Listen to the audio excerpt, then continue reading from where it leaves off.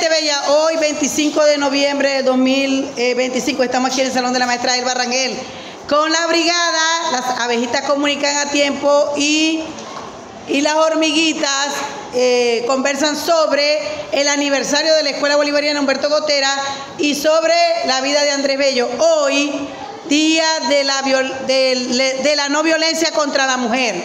Estamos aquí donde ellos nos traen un trabalengua sobre Bello. Buenos días, mi nombre es Frida González Rangel, soy del sexto D con la maestra Elba Rangel y hoy les vengo a recitar un poema de Andrés Bello. Bello maestro Bello. Bello es un maestro. Bello enseñó bello poema. Bello porque logró bello instituciones educativas. Bello e inteligente. Bello fue el maestro Bello. Muchas gracias. Que pasen un buen día. Gracias.